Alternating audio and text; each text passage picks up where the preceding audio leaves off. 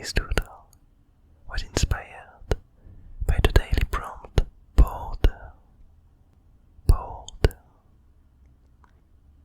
There are a few borders in the Abyss Garden, a few places where different creatures, different tribes, different environments cross. But I somehow had a bit of a tough time finding the right idea to portray this notion of border, because it's a really organic place and there aren't really any, so far as I could tell, there aren't really any hard borders anywhere. And so at some point I kind of thought back of these two mergers, these two merging creatures that we saw a few doodles ago for the word fusion, where they seem to be creating this kind of really intriguing material from parts of the abyss. And I really had no clue as to what it would turn out to become and what they would want to use it for. But they seemed really in a hurry, as if they knew that something was gonna happen, as if they heard some whispers of things to come. And behind them there were a few seedlings that were following them. So I thought that it might be interesting to go back to the big picture, to go back to the blob ruler, and to have these merger creatures head towards him at a really fast pace, and for this material that they were creating to end up being kind of turned into some wall, some border to protect some sacred place from the blob ruler. And so after coming up with this idea, I decided that it could be quite interesting to really zoom out, to see the big picture, and to finally see how things ended up for the blob ruler now that it acquired the powers of the dream world that he stole. And so last time we saw him, he had these different skulls of creatures that he seemingly encaptured with the power of this dream world. And now I thought that he would surely, if he wanted to, head to some place, for example to these ancient artifacts that it somehow seems like the blobs never get close to. They never seem able to touch them or to approach them. We've never seen these two together. I thought that now might have been the time when the blob ruler gathered enough will, enough power, enough courage to head forward and to reach for these ancient artifacts.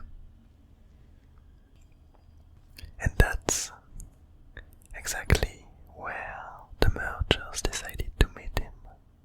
So what we see is the mergers that we left last time at the edge of this rocky place, where we can see parts of the head of one of these ancient artifacts, one of these ancient robots, and using the material that they were building from parts of the abyss to create a wall, some kind of shelter, some kind of border, a blanket of sorts.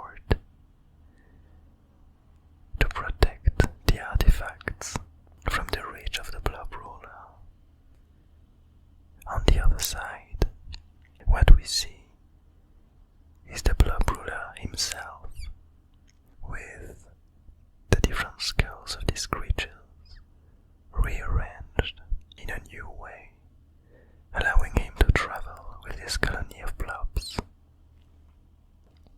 allowing him to slide, to walk towards his destination.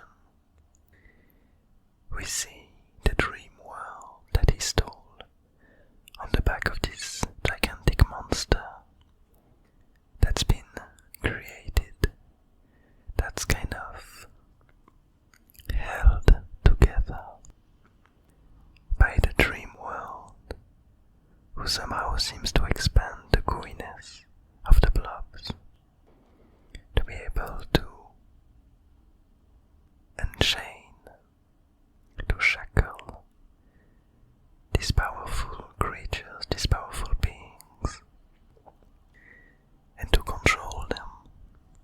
So that's what's happening on this side. We see the skull of this sleeping demon that the blob ruler was traveling with the first time we met him. Below it, we see the skull of the gigantic spider-like creature that first appeared in Inktober. As for its arms, for its hands, we see him using the skull of these beak-like creatures, the ones in their hidden garden, mourning for their dying plant, their dying flower. And so, now, they are here, used to try to approach and reach the old artifacts, from where the seedlings are hiding, from where the seedling king is waiting, listening to the whispers of the dying seedling. Beyond this amalgam of skulls and gooiness, something else is reaching up from the dream world. One of the first things that we can see is that the dream world, previously inhabited by kind of the soul of the dying seedling, is now empty. All that's left is its black sun at the center, and the gooiness reaching for it. But if we go upwards, we see that some of the creature skulls that aren't in the initial Frankenstein creature have been raised to the sky. There are two of them. The first one, and probably the most important one, is this creature of change, this creature of balance. The first time we saw it, it was wandering around with these different scales, weighing the blobs, changing creatures, modifying things, trying to keep balance. And above its head here, what we see is the skull of the slug's friend, the hunter, the frog person. They are both isolated from the main activity downward, and something quite interesting seems to be happening. While the creature down seems totally covered by the goo and entirely controlled by the blob ruler, these creatures upwards, I interpret it as them having regained consciousness, despite them being lost in the goo. Their minds somehow awoken, and we see them looking on the left, something quite interesting.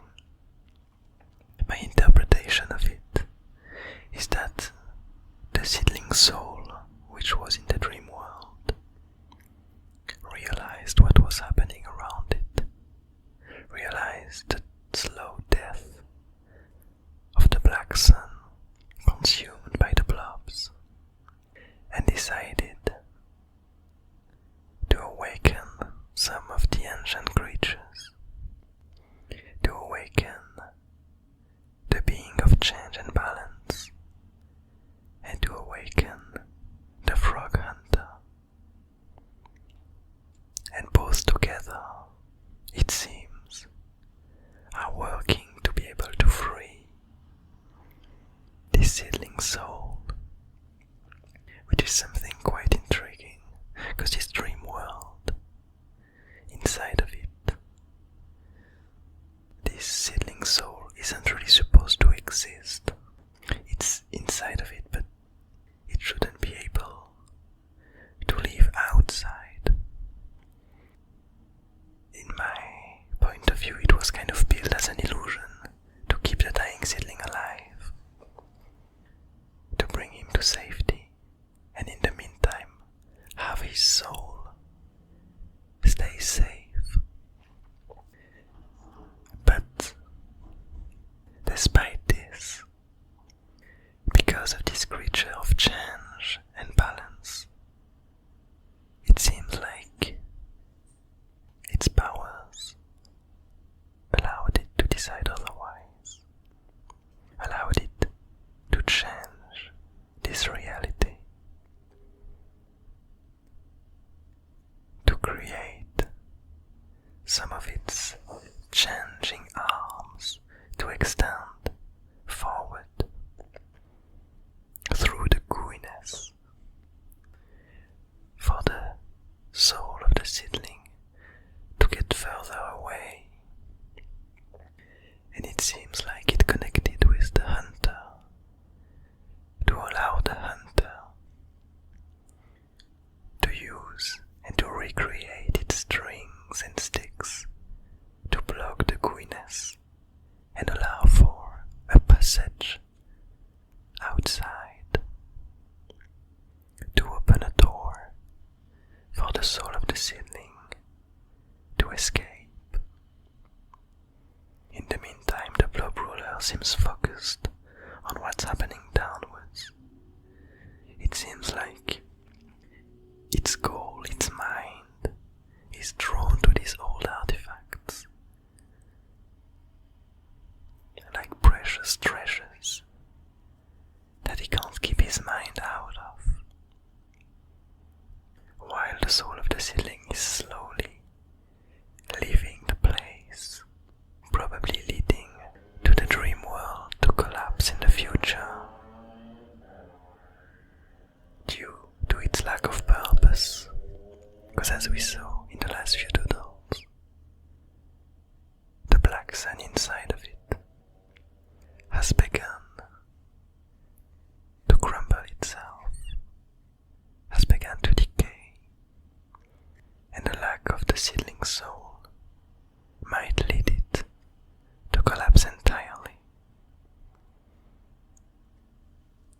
But despite this, the mergers are still building this wall, this shelter, and it does seem unlikely that the seedling soul will be able to get underneath it if it manages to escape the goo,